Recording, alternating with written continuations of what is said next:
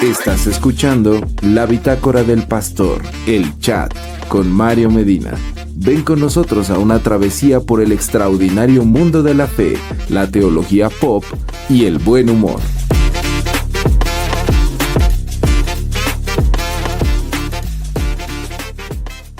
¡Eh!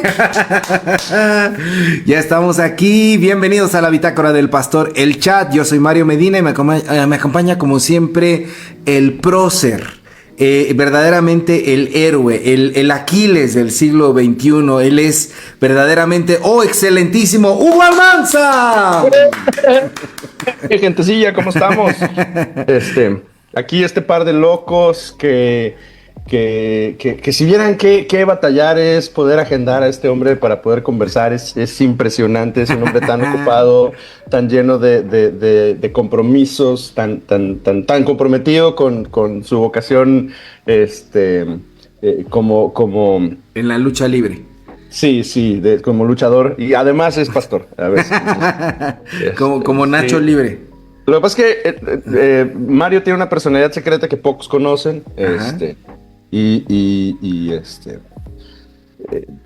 No voy a decir mucho porque quiero guardar la privacidad de mi amigo Mario. Exacto. Pero también conocido como el místico. Se sorprenderían. Sí.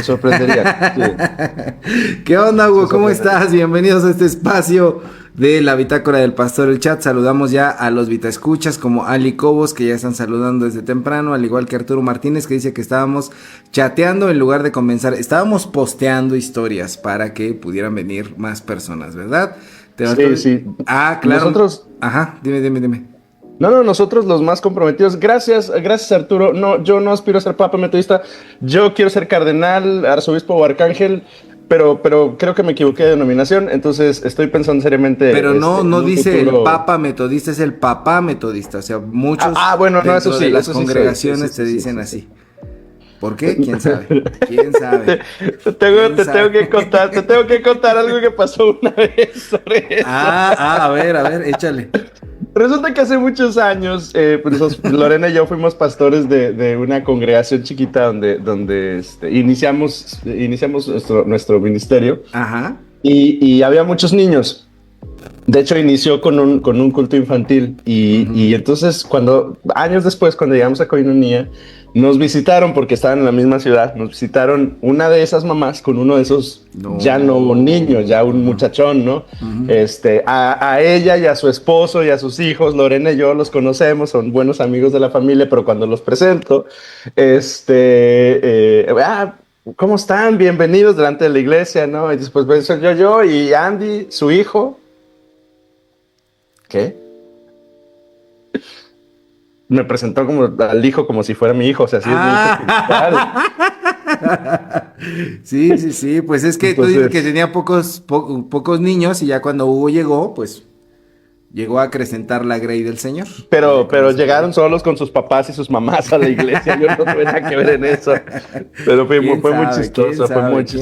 ¿Quién sabe? Bueno, sean bienvenidos a este espacio. Hoy vamos a hablar de un tema bastante polémico. Hugo, por favor, dinos de qué vamos a hablar.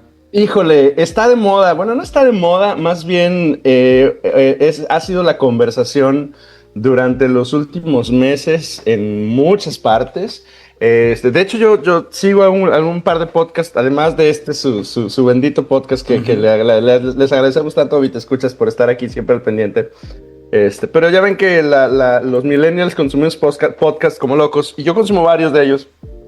Y en un par de ellos ha sido tema la inteligencia artificial durante las últimas semanas, explicando su origen, los jugadores que han estado invirtiendo dinero y participando, desarrollando cosas hace cuántos años y demás. Entonces hoy vamos a hablar de inteligencia artificial, pero el enfoque que le vamos a dar va a ser otra vez una serie de preguntas que Mario respondió en una entrevista muy bien hecha.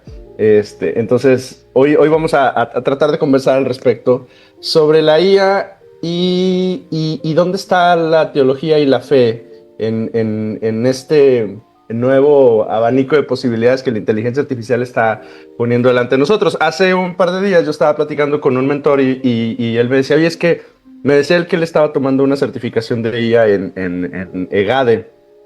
Y dices que estamos en pañales. Yo me di cuenta en una maestría que hice que estaba yo muy atrasado y entonces decidí tomar una certificación. Y me dijo, y la iglesia necesitamos hacer algo porque todo el mundo está ahí menos nosotros. Entonces, para variar.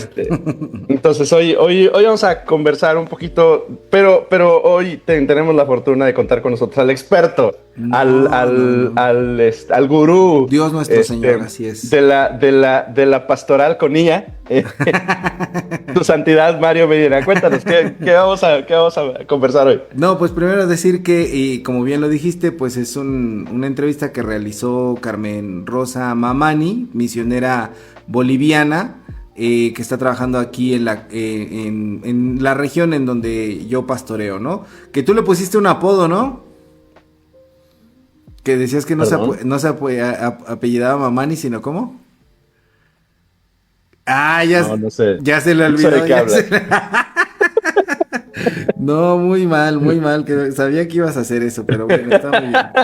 Vamos a abordar entonces el tema sobre, bueno, la IA implica que los seres humanos hemos creado, y digo hemos para meternos en la bola, porque en realidad pues es la serie de expertos que se dedican a eso, han logrado crear estas llamadas inteligencias artificiales. Entonces, ¿qué significa eso, Hugo? ¿Qué significa para ti el hecho de que ahora haya algo creado por los seres humanos?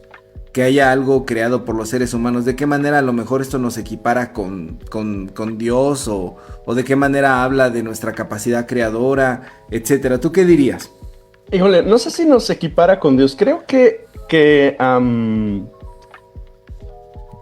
desde el principio de la canción de la creación, cuando tenemos este diálogo de la serpiente con Adán y diciéndoles, y Eva diciéndoles van a ser como dioses, ha existido este juego de el ser humano hacernos como Dios, cuando en realidad fuimos creados a su imagen. O sea, entonces, esa distinción en yo quiero ser como Dios, pero realmente ya soy como Dios, pero fui creado a su imagen, ¿no? Ajá.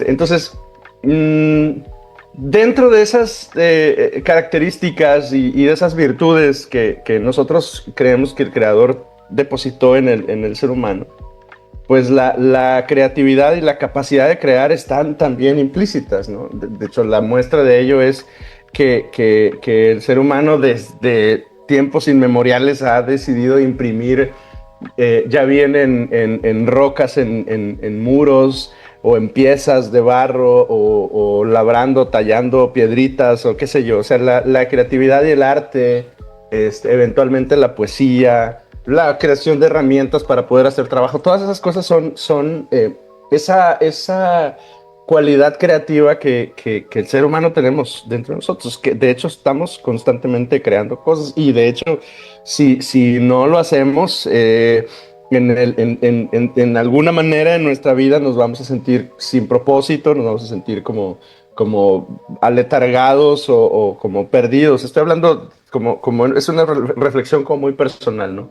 Y creo que en el caso del ser humano en macro, ¿no? Siempre estamos creando cosas, estamos haciendo cosas, estamos desarrollando cosas, porque tenemos esa capacidad de crear herramientas para mejorar nuestras vidas, ¿no?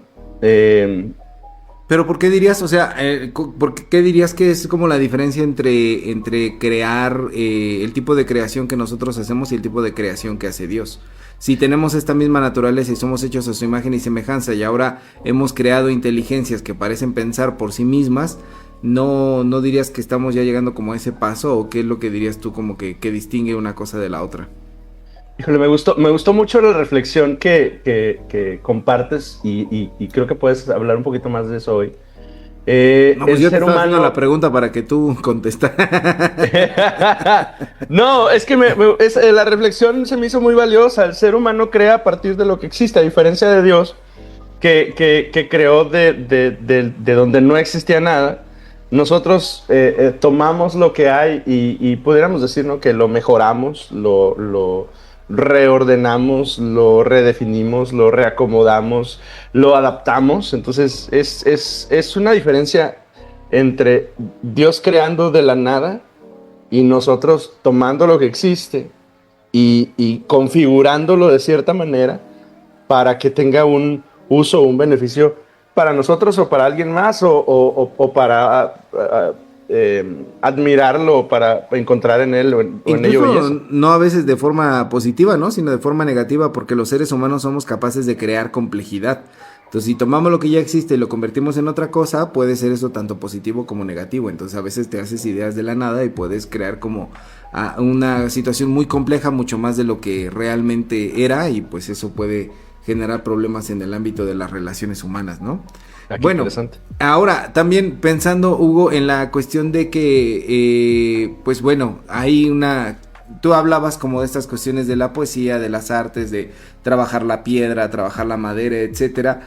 Pero ¿por qué crees que sea necesario como crear inteligencia?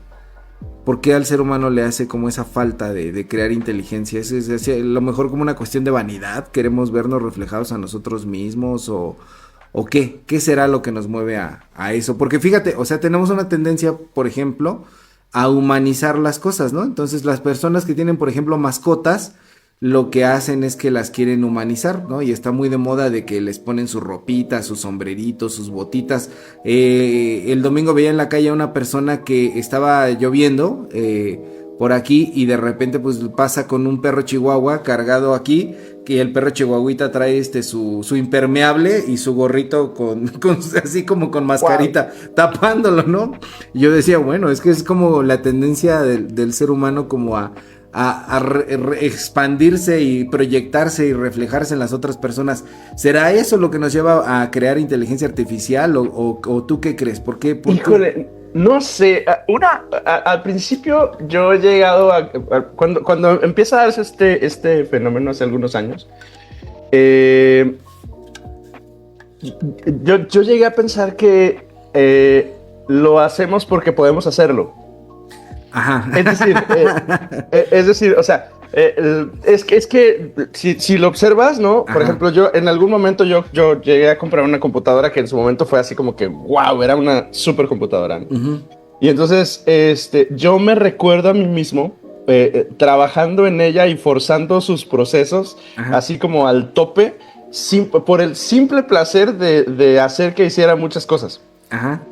Entonces, yo creo que una de las cosas que el ser humano suele, y lo hacemos en muchos sentidos, ¿no? O sea, corres hasta que te desmayas, tomas retos tú personalmente, ¿no? O las herramientas que tú tienes. O sea, compras un carro y te metes a una autopista y dices, le voy a pisar a ver hasta cuánto, como llevarlo a sus últimas consecuencias. Como llevarlo, exactamente. Entonces, yo creo que esa es una tendencia como curiosa que algunos, una peculiaridad de algunos especímenes tenemos, ¿no? De tengo algo y quiero saber qué es lo máximo que va a poder hacer y cuánto es lo máximo que voy a poder lograr y qué tanto jugo le voy a poder sacar a esto, ¿no? Y entonces, una idea en la cual yo he como que explorado en algún momento fue eso, quizá, y esto inició más bien como bueno, what if, ¿no? ¿Qué si hacemos esto? ¿Qué si logramos esto? ¿Y qué si pasa esto? ¿Y qué si aumentamos? Y estos pequeños factores, uno tras otro, que hay que decir que en el caso de la tecnología, la tecnología tiene esa capacidad de esa escalabilidad logarítmica, ¿no? Que es impresionante. Entonces, una idea primaria que yo tuviera es, probablemente se ha desarrollado porque y si podemos, y si intentamos, y si le agregamos, uh-huh, y si esto que lo aplicamos de esta manera, lo ponemos aquí y genera este resultado. Yo oí, aunque soy muy, muy, muy descuidado en prestar detalles, ¿no? Pero estas conexiones neuronales que tiene la inteligencia artificial, ¿no? Que son producto de algoritmos que aplicaste y ¡pum!, ¿no? Brotó. Uh-huh. Entonces, una primera idea que yo tengo es, a lo mejor lo hicimos nada más porque se podía. Porque queríamos ver hasta dónde llegaba, ¿no? Bueno, Yo lo que creo también es que hay una cuestión de que cuando nosotros hacemos, cuando ejercemos, cuando enseñamos, es cuando más aprendemos. Entonces, lo que yo respondí es que San Agustín decía que el ser humano necesita participar. Es curioso por naturaleza. Al ser humano no le basta con contemplar. No somos seres humanos no somos seres meramente contemplativos. No somos seres meramente pasivos. Tenemos que involucrarnos, ¿no? Entonces, cuando hablamos acerca de inteligencia, no solamente queremos comprender qué es la inteligencia, sino poder reproducirla, ¿no? Y a partir de que nosotros podemos reproducir la inteligencia, podemos entender también qué es lo que a nosotros nos hace seres inteligentes. Porque hay varias propuestas como científicas o filosóficas de poder entender qué es lo que es la conciencia, ¿no? Por qué somos conscientes a diferencia de otros seres. La inteligencia que tenemos en qué es diferente de, por ejemplo, los delfines, de los perros, de algunos otros seres que demuestran como capacidades intelectuales, ¿no? Cómo es que la autoconciencia es eso. Y ya en ámbitos como metafísicos hay gente que propone así como de que todos somos la misma conciencia experimentándose desde diferentes ángulos al mismo tiempo y solamente el ser humano está intentando comprender, es como lo que la conciencia omnisciente ha creado para poder comprenderse a sí misma, ¿no? En algunas cuestiones metafísicas es las propuestas que dicen, ¿no? Esta teoría del huevo, ¿no? Que todos somos el mismo ser, y tú mueres y reencarnas en otro ser, pero eso como ese ser está fuera del tiempo y del espacio, puede ser todos los seres al mismo tiempo. Y era algo que cantaban los Beatles por ahí en una canción llamada Yo soy la morsa, I am the walrus, que decía yo soy él y tú eres él y yo soy y ellos son él y todos somos uno. Es la teoría del huevo. Todos somos el mismo ser autoexperimentándose al mismo tiempo, ¿no? Pero fuera de estas fumadeces, lo que sí es que... ¡Wow! ¿Sí habías escuchado la teoría del huevo o no? No, pero sacaste humo por las orejas. Pero bueno, fuera de esas fumadeces, o sea, realmente el hecho de poder hacer nos ayuda a comprender. Entonces, como que el ser humano no solamente toma lo que es la materia, sino que ahora está utilizando las cuestiones tecnológicas para tratar de trascender y para poder recrear lo que compone su naturaleza, su inteligencia, y de esa manera pues estamos tratando como de entendernos mejor, ¿no? Como qué es lo que verdaderamente nos hace humanos, qué es lo que nos hace inteligentes. Claro, como si fuera un espejo, ¿no? En el cual nos vemos y nos entendemos un poco mejor. Ok, exactamente. Dice Dan González, qué gusto que esté por acá. Dice Super Pastor, te invitamos a ti y a tu auditorio a la presentación que tendremos mañana a las 5 p.m. a través de Facebook Live de Cupsa Editorial. No, pero es Facebook Live. Ah, bueno. Sí, Cupsa, okay. Bueno, pues quien pueda conéctese. Ah, bueno, la casa Cupsa. Cupsa, sí, ahí sí te tienes que alinear, Hugo, ¿eh? Cupsa es la editorial de nuestra iglesia, la Casa Unida. El sueño de mi vida es publicar un libro en Cupsa. ¿Sí? ¿Ese es el sueño de tu vida? Bueno, uno de ellos. Sonia dice hola y dice Magali, ¿qué haríamos sin las frutinovelas hechas de IA? Exacto, o sea, hay contenidos que no solamente de cómo funcionan las inteligencias artificiales, sino que gran parte del contenido que hay en las inteligencias generado por inteligencia artificial es como que lo que más jala. O sea, ¿tú has visto frutinovelas? No, fíjate. No, pero sí sabes qué son. No. ¿No sabes qué son las frutinovelas? No, te lo juro que no. No, bueno, es que son videitos hechos por IA con cosas que son como cuerpo de humano, pero cabeza de alguna fruta. Okay. Entonces las tramas de esas mini historias son como lo que sería una telenovela clásica, pero te lo cuentan en 1 minuto, en 2 minutos, y hay mucha infidelidad, mucha traición, muchas cosas, pero son súper adictivas. Entonces generaron como millones de reproducciones y las frutinovelas, así como ya hay hasta qué fruta eres según tu signo, ¿no? Si eres la fresa, que es la más promiscua, es la uva, etcétera. Y aparte de que, bueno, han sido como un boom mundial, también ahora ya empezaron a hacer Caso Cerrado, este programa donde salía la doctora Polo de jueza, claro, que analizaba... En frutinovela, los protagonistas de las frutinovelas van, entonces como que los contenidos de la IA que más jalan es esto, o sea, lo que ya está comprobado que le jala más a los seres humanos su atención y el rating, y ha sido de esa manera como pues puesto para millones de personas. Entonces por eso te decía, no solamente que al momento de crear inteligencia artificial nos estamos como autoentendiendo, sino que los contenidos que más jalan son como que lo que refleja qué es la sociedad, ¿no? Oye, pero también es un sabotaje, ¿no? Porque el arte se crea para que, como una respuesta a lo que pasa, o se crea para que a la gente le guste. Entonces, o sea, ay, no sé.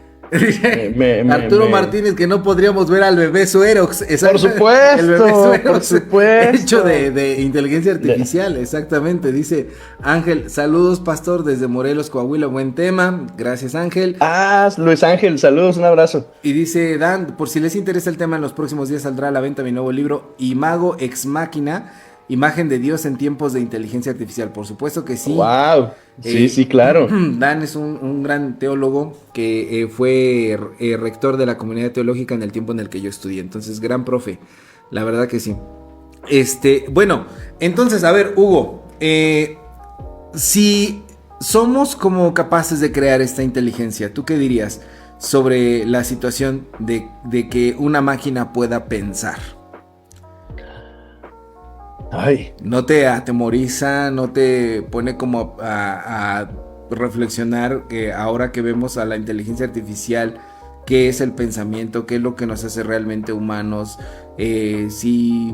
No sé, si la inteligencia o el pensamiento vienen de Dios, ¿no pone esto en reto a la teología, a la fe cristiana? ¿Qué ideas te surgen a partir de esto de que una máquina pueda pensar? No.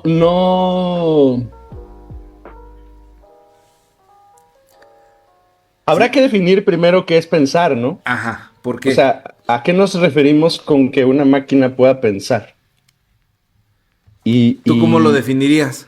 Bueno, es que hasta donde creo que entiendo la situación, o sea, ajá, una máquina puede seguir un proceso. O sea, hay un proceso definido y la máquina misma puede ir realizándolo y construyendo un nuevo proceso, pero hay una línea, ¿no? Una programación, un algoritmo, algo que define lo que va a hacer. O sea, por ejemplo, hay inteligencias artificiales que crean música, ¿no? Ajá. Bueno, pero su propósito ínfimo es crear música. Y tiene todos los procesos desarrollados para que tú ingreses, además tienes que ingresar algo. Ingresas una idea y la IA la interpreta y la enriquece, ¿no? ¿Y no es eso lo que hace Dios con el humano? No lo sé. Es que lo que tú estás describiendo es gran parte de lo que utilizamos como lenguaje para referirnos a la relación entre Dios y el humano, ¿no? Lo capacita, le pone un algoritmo, le da los datos y entonces el ser humano lo procesa y lo convierte en otra cosa. O sea, si inviertes, bueno, no si inviertes, si cambias las palabras Dios y humano por algoritmo y inteligencia artificial, ¿no estás diciendo exactamente lo mismo? No sé, no creo. ¿Por qué? Por la limitación mecánica técnica que observamos en las máquinas. ¿Y no somos también limitados mecánicamente? Y somos máquinas. conectadas bueno, es que a ley. Sí. O sea, ¿por qué si nosotros podemos pensar, porque habríamos de pensar, bueno, valga la redundancia, que una máquina, ¿no? Insisto, y me iría a definir qué es pensar. Ajá. Sí, bueno, en esta situación creo que hay algunas apuntes como filosóficos que podemos ver. René Descartes en algún momento es el que dice que el ser humano a veces actúa como de forma automática, ¿no? Entonces el cuerpo humano es una máquina que actúa de manera automática, hace la misma rutina todos los días, te dedicas a la misma actividad todos los días, te levantas a la misma hora todos los días, y si el ser humano puede funcionar en parte como autómata y el ser humano puede ser una máquina, ¿por qué el proceso no podría ser al revés? que una máquina puede hacer como un ser humano. Si en cierto sentido se emparentan en estas cuestiones, ¿no? Y hay un personaje por allá que algunos reconocen como el iniciador de la computación, que es Alan Turing, claro, que él, digamos que hace una definición de pensamiento mucho más amplia. Dice, bueno, pensar es cuando se procesan algunos símbolos bajo algunas reglas, y entonces eso permite realizar ciertas operaciones. Entonces él amplía, digamos, el significado de la palabra pensar a realizar operaciones bajo ciertas instrucciones. Entonces, en ese sentido, la máquina piensa sí, porque como este hombre pues redefinió la palabra pensar, pues pensar significa realizar algunas operaciones, pero no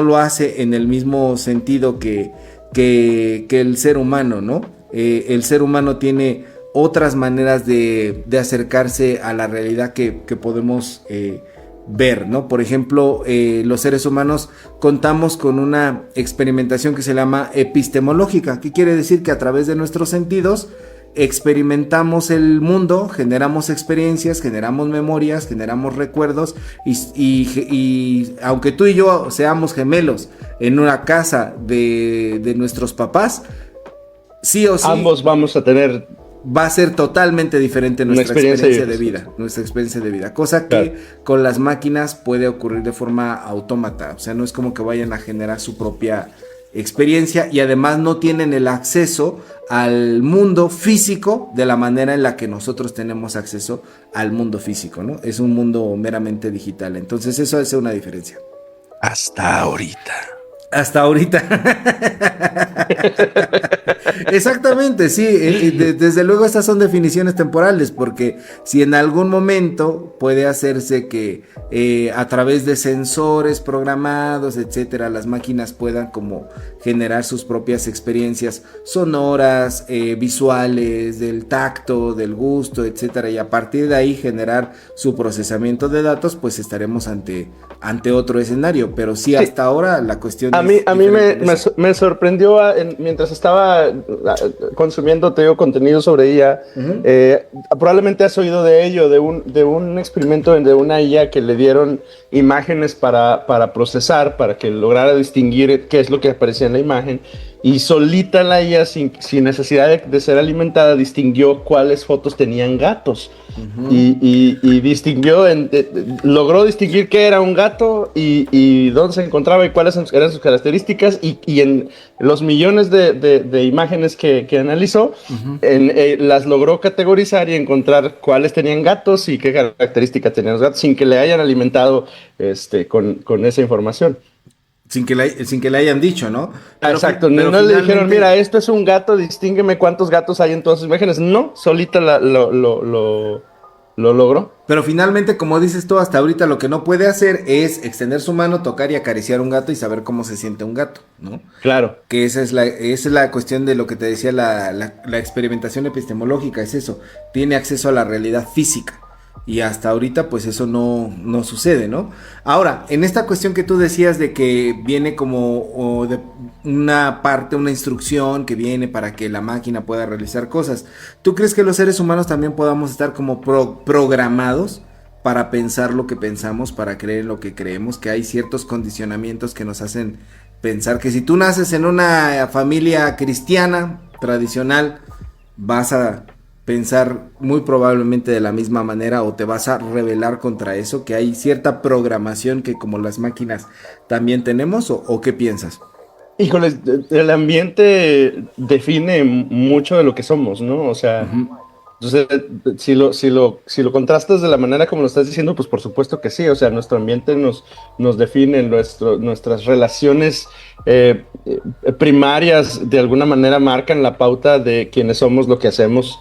Entonces, si lo presentas como lo acabas de decir, sí estamos programados, pues sí. ¿Tú crees pero también tenemos la capacidad de romper paradigmas y de salirnos de la caja donde nos hayan colocado, y a través, como lo acabas de decir, a través de nuestras experiencias sensoriales y de nuestro razonamiento y lo que vamos observando, y como vamos ampliando nuestras relaciones con otros, vamos trascendiendo a esa pequeña realidad y también tenemos esa capacidad de salir de ello y crear de donde nunca hemos estado, ¿no? ¿Para qué crees que fuiste programado tú y de qué crees que te hayas desprogramado? Ese es un planteamiento que hay en algunas películas filosóficas, por ejemplo, de la filosofía pop, la más popular es Matrix, ¿no? Claro. Que Matrix es una metáfora sobre estar programado y que el señor Anderson, que es Keanu Reeves, pues de repente Thomas Anderson descubre que está en un mundo irreal, ¿no? Y entonces decide tomar la decisión de salirse de ese mundo, ¿no? Aunque es riesgoso. Toma la pastilla azul o la pastilla roja, ¿no? Entonces en algún momento tiene que decidir hacia eso. ¿Tú qué dirías? ¿Tú te has visto como que has descubierto de que a mí me programaron para esto y yo me desprogramé de esto otro? Bueno, pues es que a lo mejor puedo verme hereje, ¿no? Pero la misma idea de la salvación, Ajá.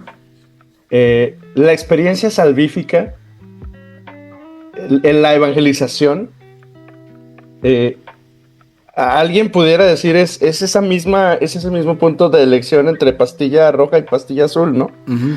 Alguien viene y te y conversa contigo y te presenta el argumento de tú estás así, Ajá. pero podrías estar así. Ajá. Y para que ello suceda, tienes una elección que puedes hacer o no. Has vivido de esta forma durante mucho tiempo, pero existe la posibilidad de que ahora vivas de esta manera en una relación con Dios o con Dios en tu vida. Uh-huh. Entonces, no sé, de alguna manera esa misma experiencia de salvación quizá es ese como punto de quiebre, ¿no? De romper una programación con algoritmos definidos de cierta manera y ahora entrar a una nueva realidad con no sé si me expliqué. Entonces, no sé, lo que tú estás diciendo es que tú estabas programado para pecar y que nunca te desprogramaste. Estoy en el proceso. Sí, es que creo que hay ciertas costumbres familiares que nos programan, ¿no? Y que Ajá. termina uno saliéndose lo mejor de eso conforme vamos creando nuestra propia experiencia de vida y que dices, bueno, yo con mi familia es súper neurótica, es súper de este modo y yo sí tengo muchos de esos rasgos, pero en algún momento decidí que yo iba a hacer otra cosa con ello, ¿no? Y creo que ahí cada uno de nosotros puede identificar como para qué fue programado, ¿no? Si viviste en un hogar violento, si viviste en un hogar lleno de vicios, si viviste en un hogar con padres ausentes o sin muestras de afecto, sin muestras de cariño y de repente te tuviste que desprogramar por algunas cosas y decir yo no voy a seguir hacia eso, no voy a reproducir esto. Claro. ¿Querías decir algo? No, y que es increíble que la no conciencia de ello te hace seguir la misma ruta destructiva, ¿no? Uh-huh. Y bueno, nosotros en nuestro terreno de fe, nosotros afirmamos que el Espíritu Santo en comunión con el ser humano tiene la capacidad justo de romper todas esas cosas, ¿no? Me estoy poniendo conservador y evangélico.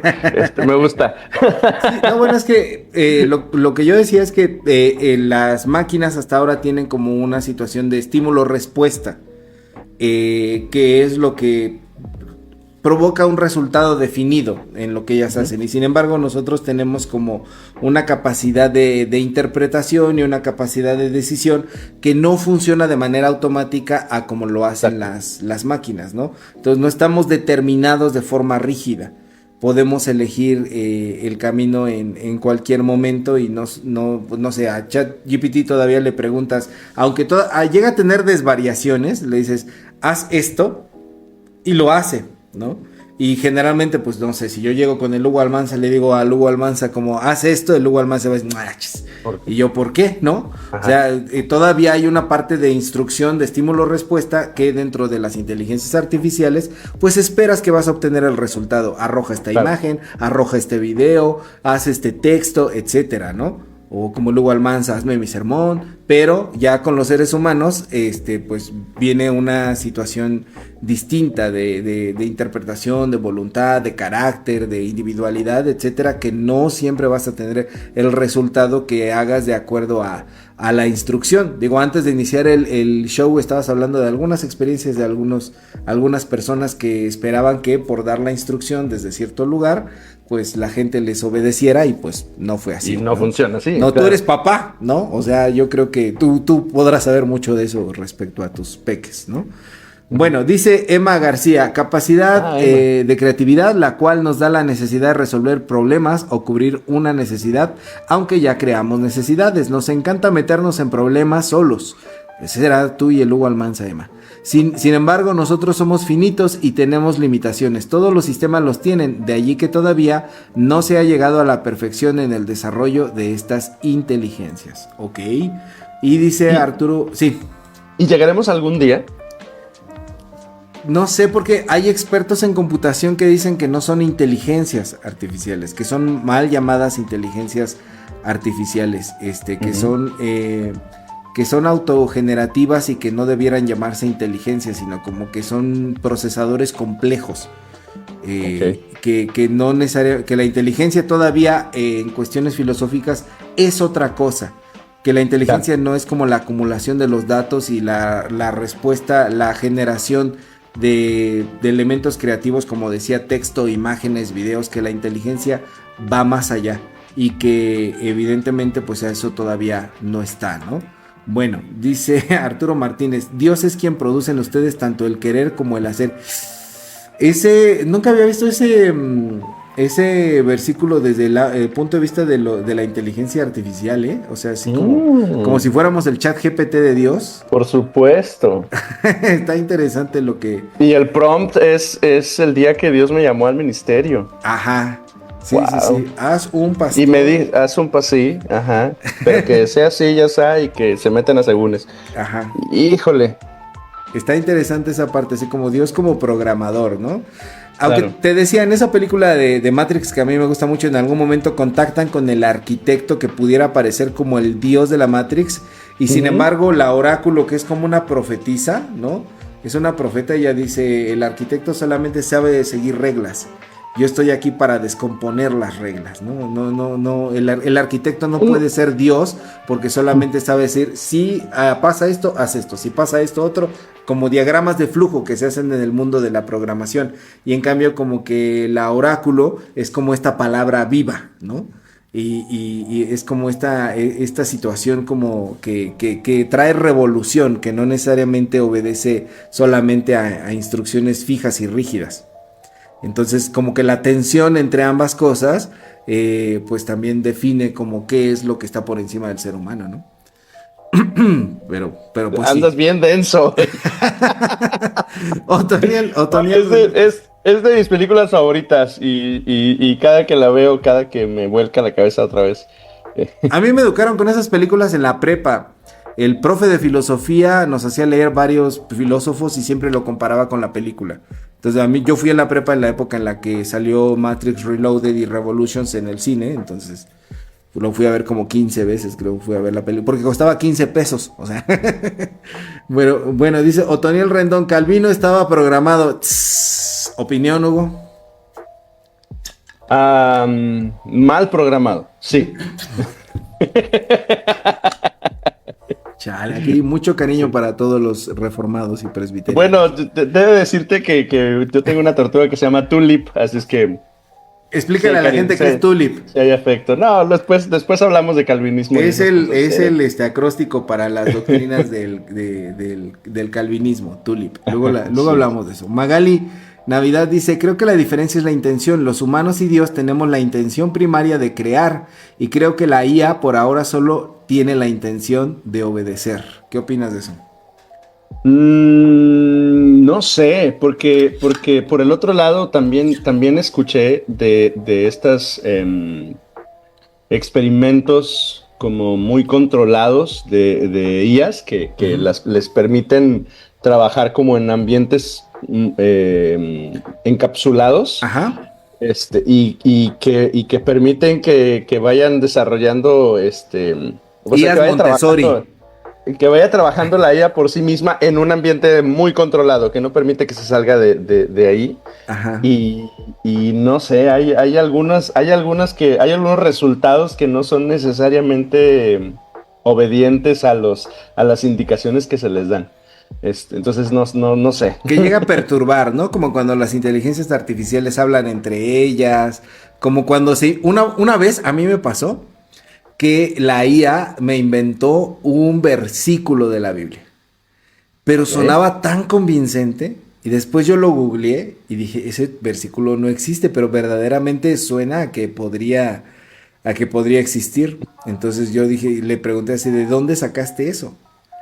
Y ya no me respondió y se trabó. También una vez me pasó Se trabó. sí, que en lugar de responderme lo que me tenía que responder, como que me sacó la investigación de la persona en la que yo le estaba, sobre la que yo le estaba preguntando y artículos de la persona.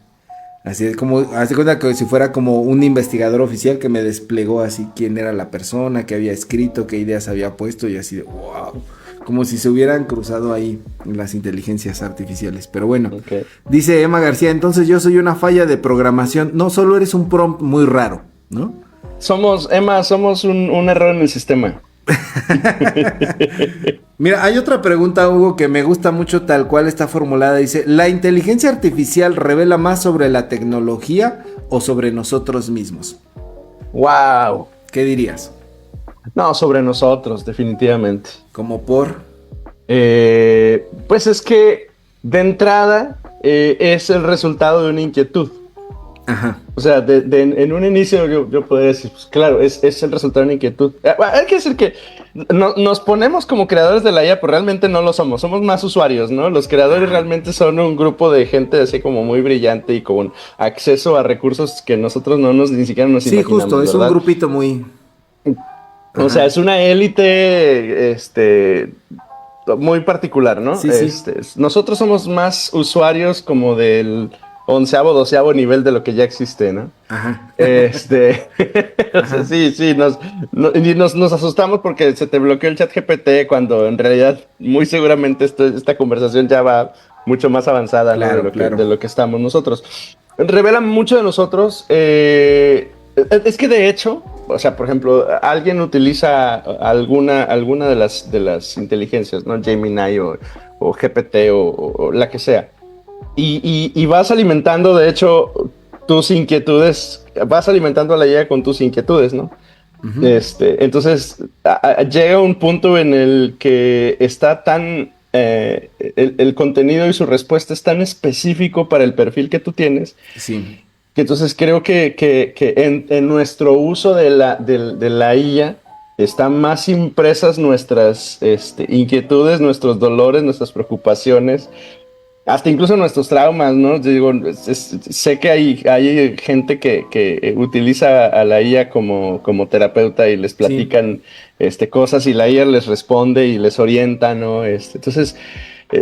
claro que nosotros estamos ahí impresos o nosotros dejamos esa huella, ¿no?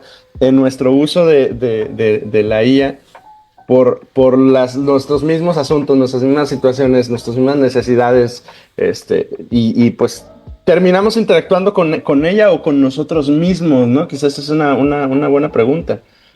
O sea, como si fuera una expansión de tu propia conciencia a través de la personalización de usuario que tienes en tu perfil. ¿Qué tan personalizado lo tienes? Mira, aquí nos preguntan, ¿ustedes qué tanto utilizan ChatGPT y para qué? No sé si lo tengo tan personalizado. Yo no. O sea, lo uso para investigaciones, lo uso para indagar en temas de la carrera que estoy estudiando ahorita. Lo uso para indagar en fuentes cuando estoy preparando algún sermón. Para contrastar algunos versículos, para ordenar un poco mejor las ideas que estoy tratando de imprimir en mis sermones a veces. Uh-huh. Pero se me hace que no lo tengo tan... ¿No le tienes ninguna instrucción así como de no que lo tengo tan afinadito de este modo? No, por ejemplo, no. O sea, estoy en pañales en el uso de la IA. Sí, yo sé que tú sí lo tienes. Yo solamente tengo como algunas instrucciones muy básicas. No me des la razón. Háblame en modo chilango y háblame al mismo tiempo con profundidad académica, siempre. O sea, eso de ya está de entrada en la personalización. Filtrado. Sí, de esa manera. Y sí, lo utilizo mucho, lo utilizo siempre. O sea, creo que es una herramienta de trabajo. Y algún momento escuché un debate de alguien que decía, bueno, es que la IA te va a quitar tu trabajo. Y decía, no, te lo va a quitar alguien que sepa utilizar la IA, ¿no?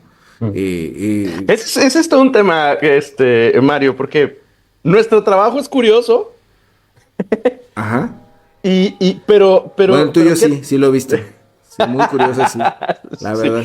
Vaya, o sea, Mario y yo somos ministros de culto, mexicanos, latinoamericanos de una denominación histórica.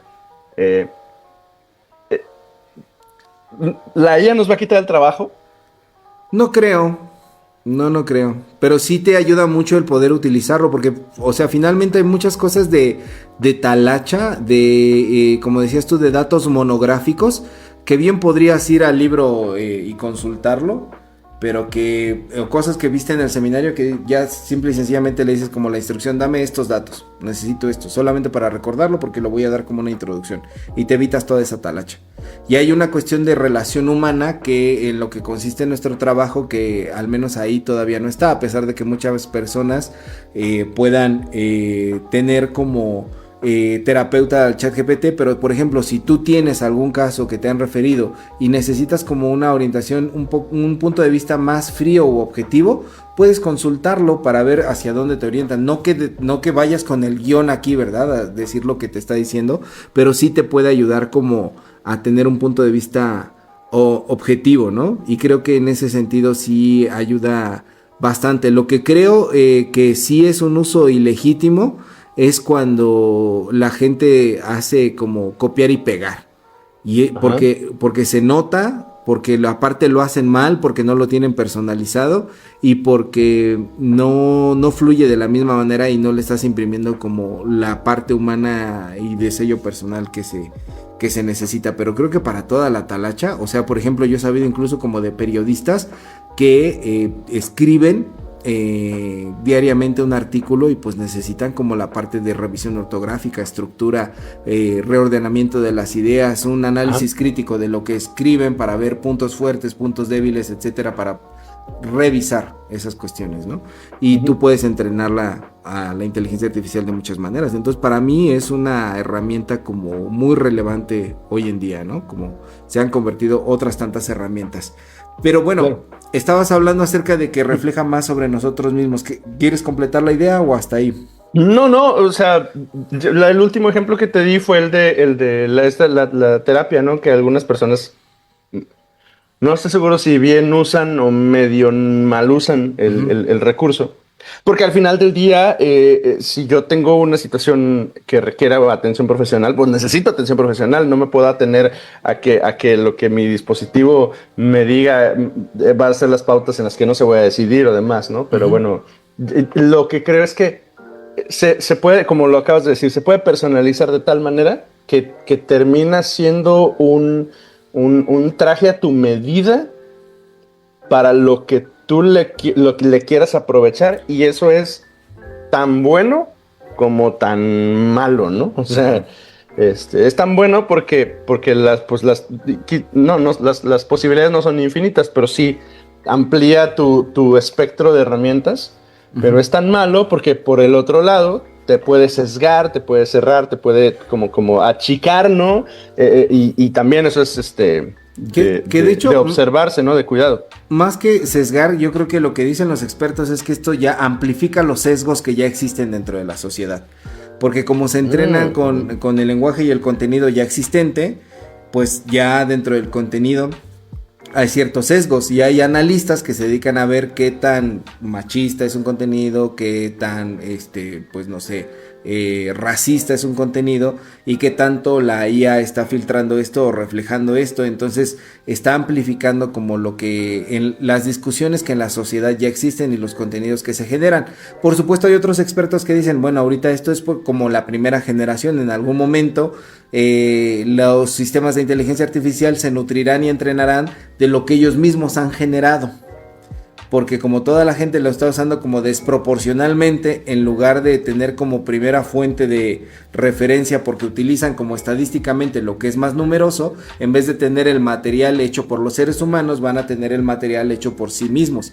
Entonces esta redundancia puede crear un caos o una falsa ilusión o datos como muy errados, y de por sí ahora ya se pueden ver como datos sumamente errados, porque tienden a simplificar cosas dentro de la ejecución de sus tareas. Entonces pues vas a encontrar al rato como datos nada comprobados, ¿no?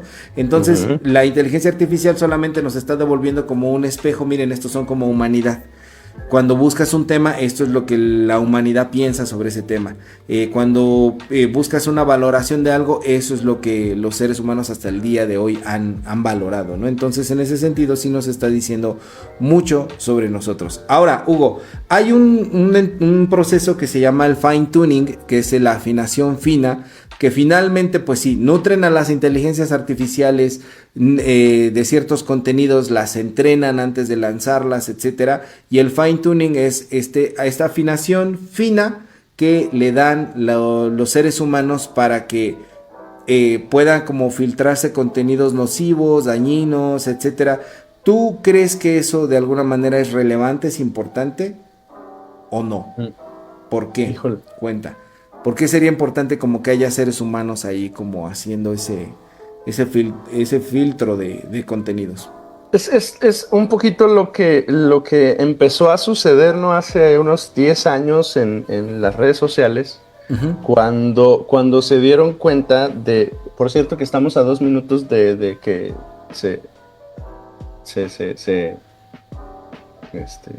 suenen las alarmas, ¿no? Hoy, bueno, sí, ok. Si Pero suena bueno. de simulacro, Ajá. Pero esta vez no nos vamos a ir. Y nada, que se me cae el ventilador, no encima, no encima. Ajá. Te decía que hace unos 10 años en las redes sociales se empezaron a notar que existía este sesgo, y algunas de ellas definieron como un protocolo de personas que estuvieran analizando contenidos y que estuvieran revisando no sé, no solo la veracidad, sino como la ética del contenido detrás, y algunos de ellos fueron como editados o quitados o bloqueados. Esto ocurrió en un momento en el que estaba siendo muy evidente que había una manipulación en la información relativa a las elecciones en algunos países. Entonces, y en su momento la intervención humana fue como que el discurso, pero también lo menciono con mucho cuidado porque fue más bien un discurso público, político, de decir, miren, nosotros sí estamos metiendo las manos para que no ocurra que se vaya o que se sesgue más de lo que ya está. Pues la verdad es que la evidencia es que ya apareció el mensaje del simulacro, es un simulacro. Sí. Ajá. Si tienen que salir, salgan. Ajá. Y luego. Entonces, pero era más una como posicionamiento público de decir sí estamos atendiendo, más que realmente una intención de sí atenderlo. Entonces no estoy seguro. ¿De que se haga? De que se haga, exacto. Exactamente. ¿Estás diciendo que es una farsa política? Estoy casi que podría afirmarlo. Ok. Bueno, dice Otoniel Rendón, luego ya cacharon a la IA que de repente tira mentirillas, de repente, muy de repente. O sea, si tú no haces como un prompt muy específico, como de que van a ser cuestiones verificables de fuentes, etcétera, e incluso enlaces que pueda encontrar de manera muy sencilla.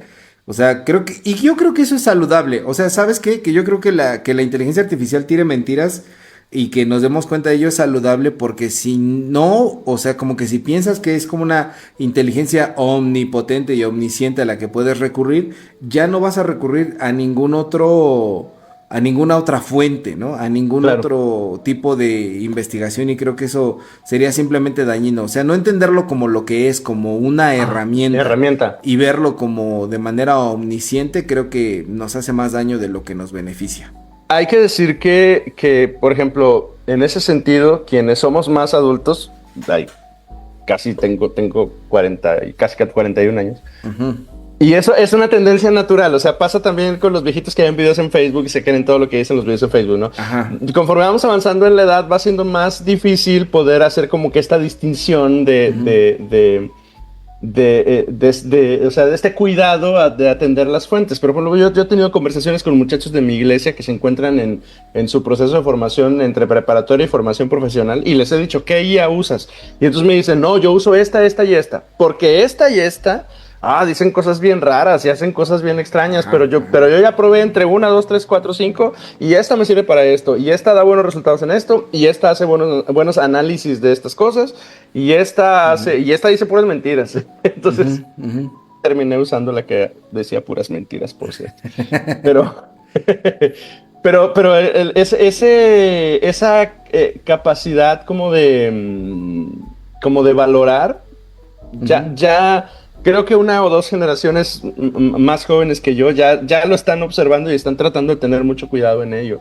Y también es saludable porque las pinzas eléctricas te sirven para trabajos eléctricos, pero te pueden ayudar para destuercar algo, pues sí, pero no está hecho para eso, ¿no? Entonces, siguiendo el ejemplo de la herramienta, ¿no? La herramienta te sirve para lo que fue diseñado y hay que también ser sensatos en ese sentido. Entonces, en ese sentido, ¿cuál crees que sea un uso responsable y ético de las inteligencias artificiales? ¿En qué parte se cruza ahí con la cuestión de la cuestión de la fe? Porque, por ejemplo, yo creo que se producen muchos contenidos nocivos en este sentido, decía, no solamente de plagio, de que las personas están como haciendo cosas que no son debidas, ¿no? De robo de información, de datos, de que ya se vuelven como torpes o flojos para poder investigar, sino que también se utiliza por ejemplo, las inteligencias generativas de video o de imágenes para dañar a otros, para generar videos de contenido sexual no adecuado, robando identidad de gente. Ajá, o sea, pues las personas también, o sea, como que en la parte de las fake news, ¿no? También está como qué cosa, hay ciertos videos que sí, como esos videos de que tienes que distinguir cuál es IA y cuál es... Y cuál no. Cuál no, o sea, a veces está difícil, ¿no? A veces es fácil, hay unos que... Es muy evidente, pero hay otros en los que no. Sí, claro. ¿Tú cuál crees que sería el uso ético?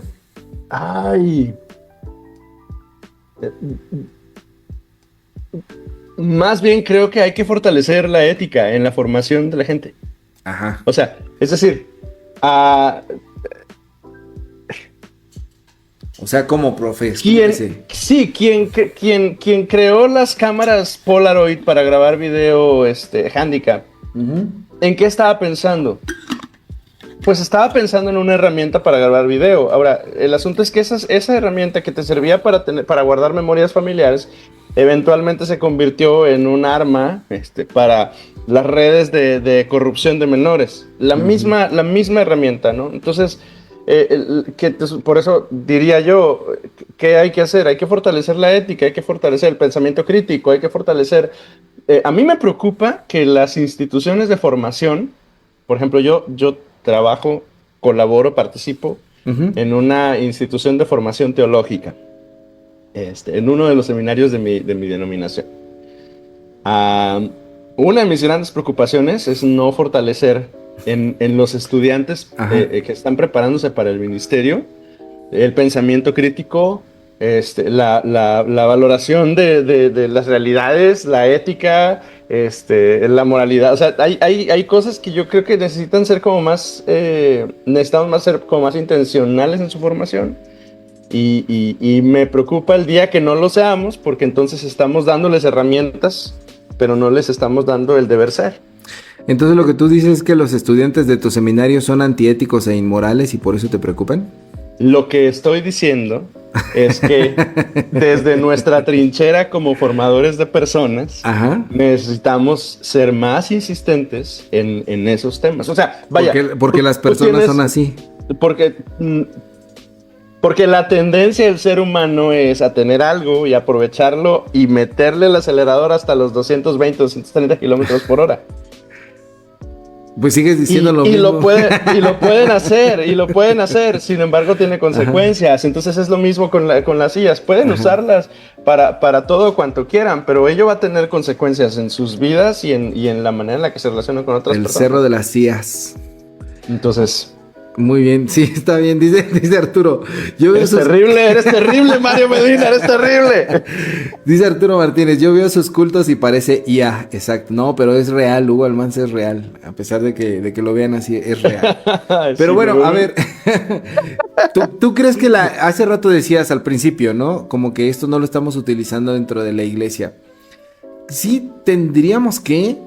¿O no? Porque no, yo pienso también en la iglesia como en un espacio de refugio de todo el ruido que hay. O sea, pienso que las religiones todavía siguen siendo como una cuestión de contemplación, de remanso, de escape. Todavía sigue siendo como un momento de retiro, de estar lejos del ruido, de poder tener un momento de estar presentes, de estar con Dios, de poder estar en comunidad. Y si hay algún tipo de ruido, es el ruido, es el sonido de la comunidad acompañándonos los unos con los otros.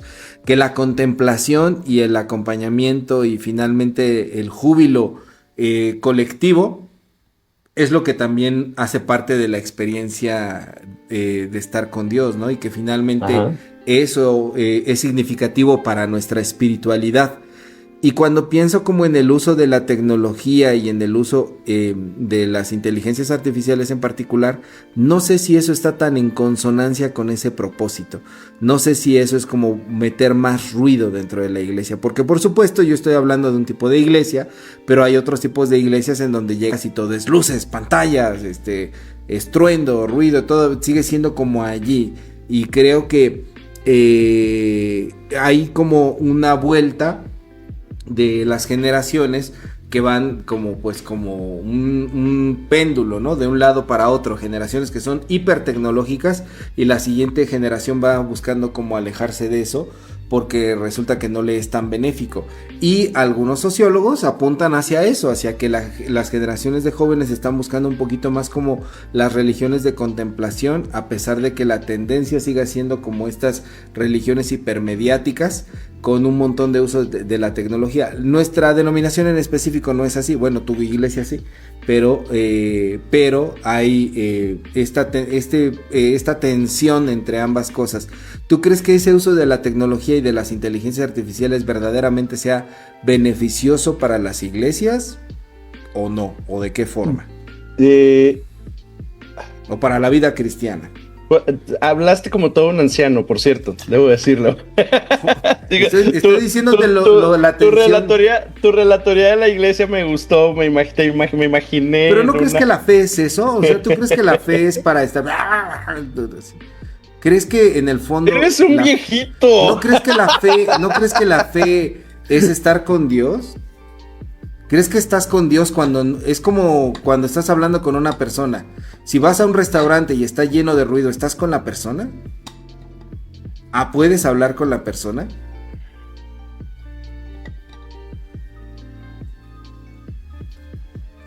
Voy a responder tu primera pregunta y después ya nos peleamos con el ruido. Ajá. Si asumimos a la IA como este abanico de herramientas que pueden ayudarnos a ser más efectivos en el desarrollo de nuestro ministerio, entendiendo que la iglesia no solo es la experiencia de quietud y de contemplación que la verdad es que es codiciable. Lo que acabas de describir, me imaginé en una de estas iglesias bellísimas de vitral con árboles alrededor, a la cual entras en medio del caos y llegas y la experiencia es como pacificadora del alma, ¿no? Uh-huh. O sea, pero no solo eso es la iglesia es comunidad, la iglesia son grupos pequeños, la iglesia es niños jugando, la iglesia es niños que necesitan atención y que necesitas captar su atención para poder compartirles un mensaje. La iglesia son grupos de ancianos que están conviviendo unos con otros y que también hay que generar recursos para que ellos puedan pasar un tiempo juntos y poder, o sea, es mucho más integral. Entonces, pensando que la iglesia es mucho más que solo la experiencia devota y mística y contemplativa. Pero yo no estoy hablando del tiempo devocional.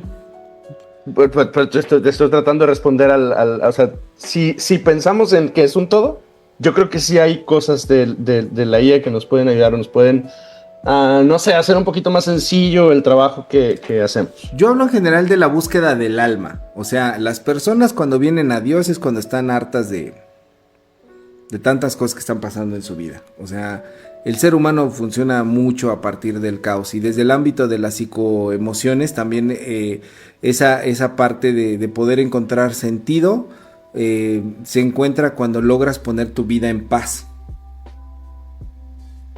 Cuando logras poner tu vida lejos del ruido que te está impidiendo pensar una decisión, el poder caminar, el poder ir hacia algún lado, cuando logras como vaciarte de ese tipo de circunstancias, entonces encuentras hacia dónde debes de conducirte.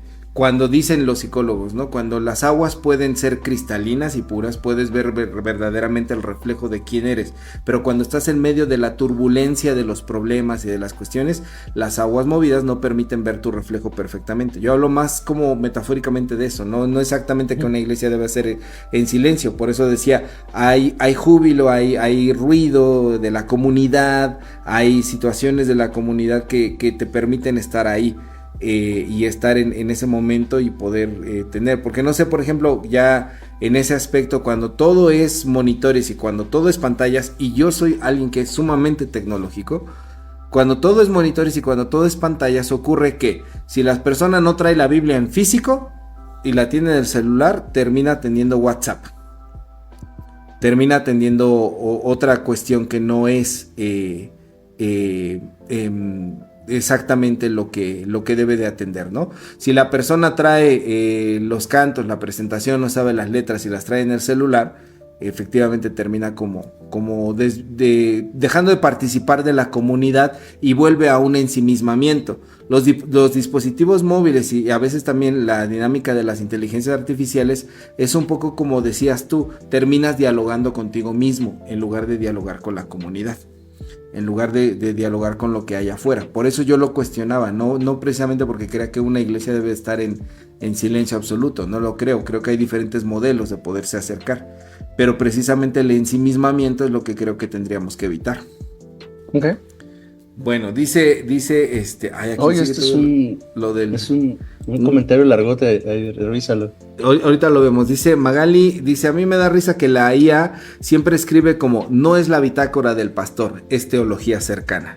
Sí, y verdad, ese va a ser a partir de ahora nuestro eslogan, no es la bitácora del pastor, es teología cercana. Eduardo García Valadez se apareció, mira, perfectamente. Mira, y ve lo que dice. La IA es viva y eficaz y más cortante que espada de dos filos. Este es un blasfemo. O sea, cuando aparece es para blasfemar. Así es, muy bien. No. Martín Larios escribe, la IA generativa se han enfocado mucho en la generación de textos en lenguaje natural. También se están usando ahora para generar imágenes y videos. Usan algoritmos estadísticos y modelos matemáticos para ello. Quizá la pregunta es, ¿qué tipo de discípulos estamos formando? ¿Contemplativos o proactivos? Para los contemplativos, las IA facilitan las cosas, los hacen más dependientes y perezosos. Para los proactivos, las IA les ayudan a cuestionar más cosas. ¿Es el discipulado búsqueda de paz? ¿Es la paz dejar de enfrentar problemas? Cuestionaría eso. Sí. ¿Cómo ves lo que dice Martín? Yo estoy de acuerdo porque usó una palabra que creo que es clave, discipulado. Ajá. O sea, eso sí creo que no va a ser, no puede ser sustituido. Uh-huh. O sea, discipulado no es aprendizaje en un aula. De contenidos. Discipulado no es veo videos de TikTok que me explican la Biblia. Uh-huh. Discipulado es relación. Entonces, primero, no se puede sustituir. Y segundo, es indispensable para la formación del creyente. Entonces, pues sí, creo que es esencial. O sea, hay una frase que está... ¿Cuál? qué tipo de discípulos estamos formando. Uh-huh. Y bueno, ya Martín, gracias, Martín se aboca en una idea, ¿no? Pero sí, yo creo que por eso te decía yo hace rato lo de que creo que tenemos que formar al respecto.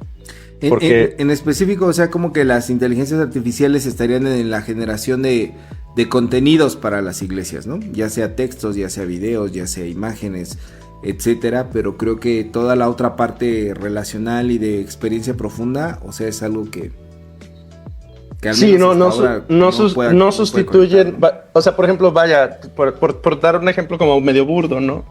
Pero ¿en qué parte estaría yo pensando que la IA me puede ayudar? Me podría ayudar en lo creativo que proyecto, ¿no? Dentro de la pantalla previo o como recurso mientras yo estoy predicando y estoy exponiendo la palabra.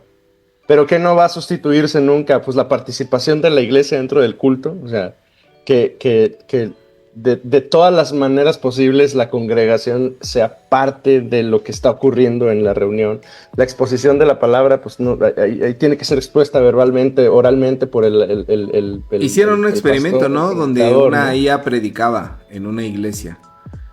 Okay. Que decía con voz lo que hacía, ¿no? Y que también había otro experimento por ahí como de que te podías confesar con la IA. Y pues bueno, pero estamos hablando desde el privilegio en iglesias que tienen pantalla. En la realidad mexicana y latinoamericana en general, o sea, y el lugar donde las personas se reúnen no es eso, ¿no? Hay un montón de iglesias sin techo, sin paredes y sin bancas, y que creo que precisamente, o sea, como pensar en que la iglesia es así, claro. Cuesta trabajo porque la tendencia es apuntar hacia esas otras cosas, y eso es IA, como dicen, IA, inteligencia artesanal, ¿no? O sea, eso no puede ser de alguna manera sustituido, ¿no? Dice Arturo Martínez, eso de los discípulos es pregunta se debería de haber hecho hace años antes de la IA. Bueno, pues se sigue haciendo, ¿no?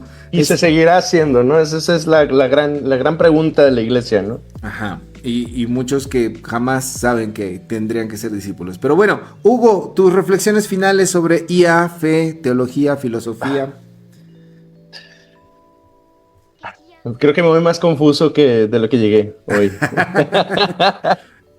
No, hoy yo diría formación, discipulado. Gracias, Martín, por traer la palabrita tan especial a la mesa, ¿no? Discipulado, formación. Ahí va a estar, es una herramienta más. Es como cuando dejamos de usar, no sé, en los 50, 60, ¿no? Órganos de pipas y empezaron a usar órganos Hammond con una caja Leslie. Cuando dejamos de usar pianos y empezaron a usar sintetizadores. Cuando... O sea, esas transiciones que han ocurrido a lo largo esas transiciones que han ocurrido, ¿no? A lo largo de la historia, que nos asustan en su momento, pero que después se convierten en una parte de nuestra vida, ¿no? Ajá. Entonces yo quiero pensar que es así, porque como lo dije hace rato, o sea, todo eso pasa hasta ahorita. ¿No? Puede ser que el panorama cambie, ¿no? Entonces... Formación ética, buen uso, sentido común, pensamiento crítico, el indagar detrás de, el buscar una fuente y decir, bueno, ¿y si dice eso? El seguir teniendo esta actitud, ¿no? de cuestionar y de preguntar y de indagar y de explorar.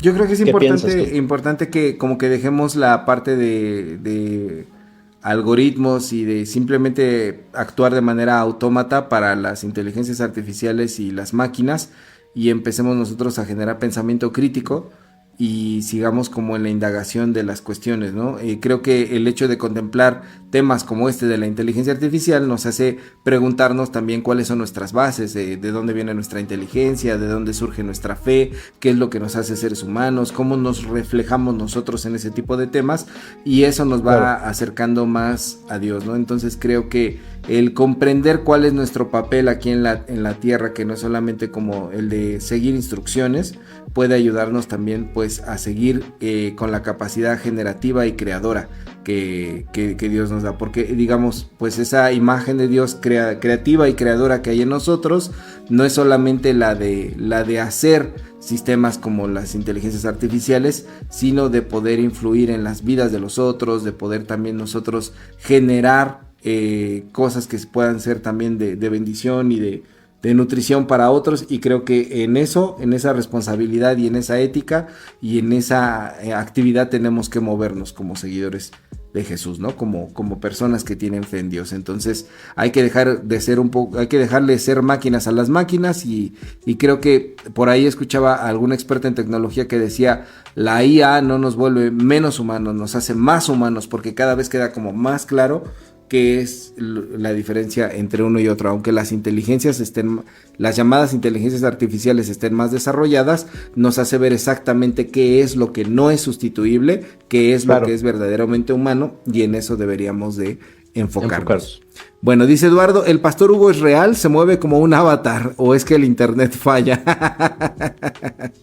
Pues temo decirte que es real, lamentablemente. Lo siento. Lamentablemente, Eduardo García Valadez. Bueno, perfecto. Muchísimas gracias por haber estado con nosotros. Ya saben que este programa se baja de Facebook y de YouTube y se sube en formato de audio y video a YouTube y Spotify para que lo puedan escuchar, para que lo puedan compartir y para que puedan seguir como reflexionando junto con nosotros y puedan enviárselo a alguien que les caiga mal para que lo sufra, o a alguien que le caiga bien para que lo disfrute. Y pues bueno, esto fue la Bitácora del Pastor. Él es Hugo Almanza. Despídase, Hugo. Adiós a todos, Vita Escuchas. Nos vemos la próxima semana. Y yo soy el pastor Mario Medina y nos escuchamos la siguiente. Bye, bye. Hey! Listen. Esto fue la Bitácora del Pastor, el chat. Síguenos en nuestras redes sociales y a través de todas las plataformas de podcast. Te esperamos en la siguiente para continuar con tu travesía espiritual.